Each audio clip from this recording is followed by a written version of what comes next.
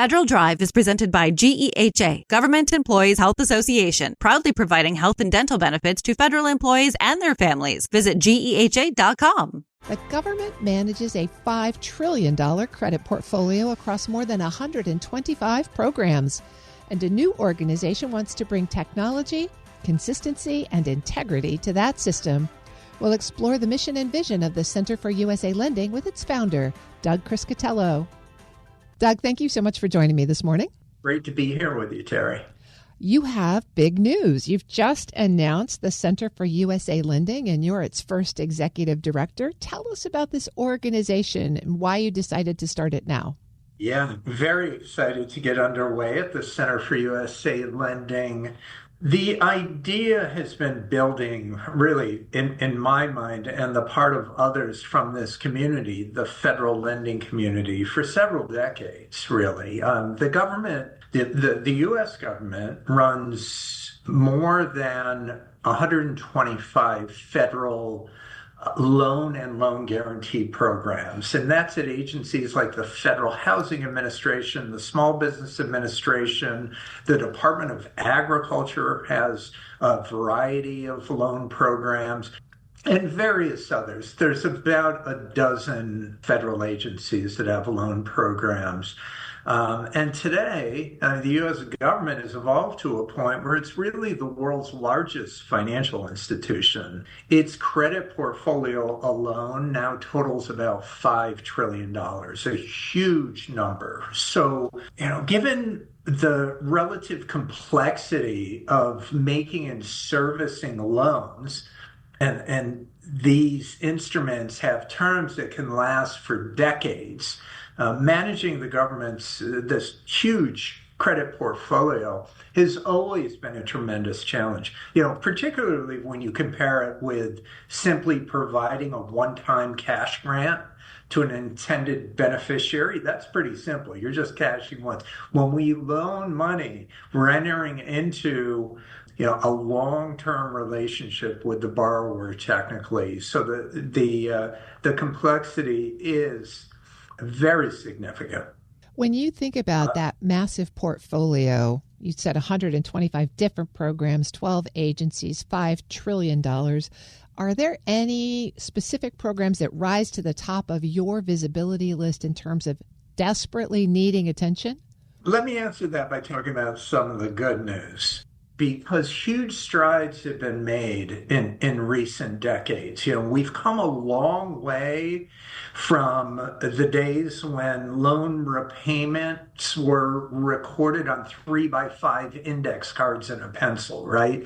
So many of the systems that have been developed over the past few decades are huge advances relative to what we had sort of prior to the sort of general use of computational power across the government. But notwithstanding those advancements, the systems that we have today are fragmented, outdated, they don't communicate with each other.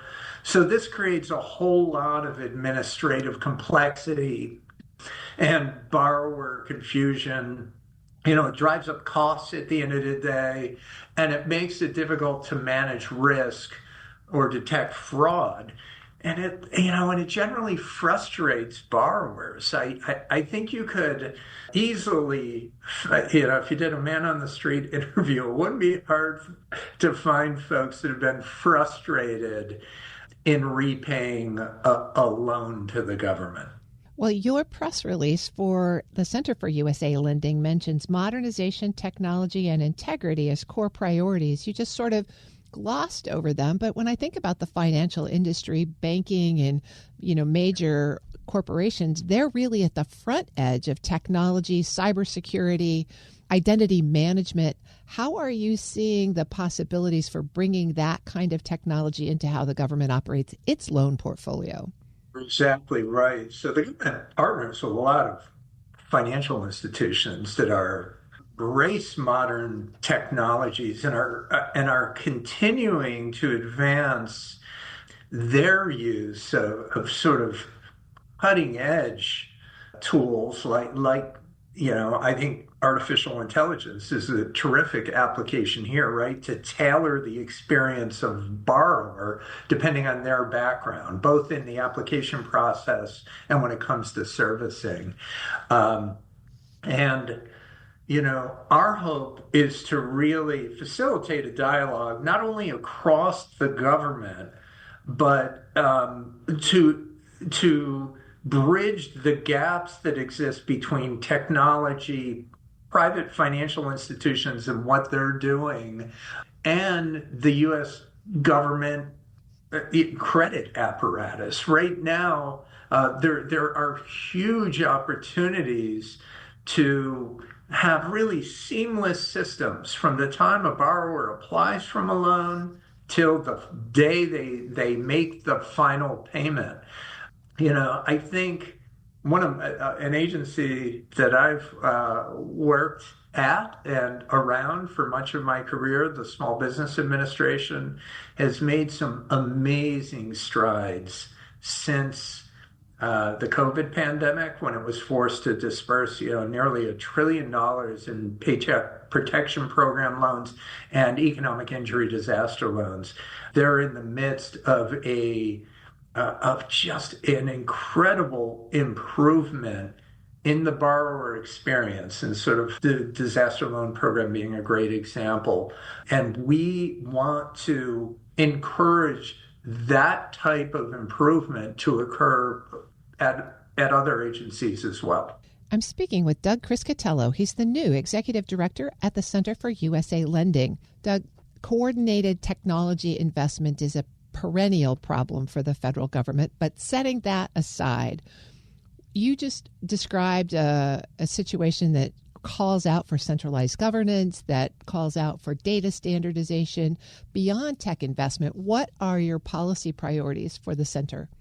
Yeah, well, you've touched on some of them for sure. The notion of trying to at least have a coherent approach across agencies, where we have common data definitions and agreement in principle that having these end-to-end systems are the way forward here. We really need to automate workflows and integrate systems. I mean, that's priority one, to ensure that can be done. So look, there's a lot that the center can do. We're going to be, one thing we're planning to do is to convene the community. Let's get folks, we plan to have frequent gatherings, so both from folks in government, folks in industry, to come together to explore, how best to move forward and to continually evolve. It's not a one-time fix. These systems can continually be strengthened. The government has shown no signs of reducing the size of its footprint here in the lending world. So, we want to be a convener. We want to develop thought leadership. We want to pull together data from across the federal lending enterprise into a common shared platform to help all of the participants in this realm better understand how these programs are performing and what we might do differently going forward. You've laid out a pretty bold and expansive vision there. If you're successful, 5 years from now, what looks different about federal lending?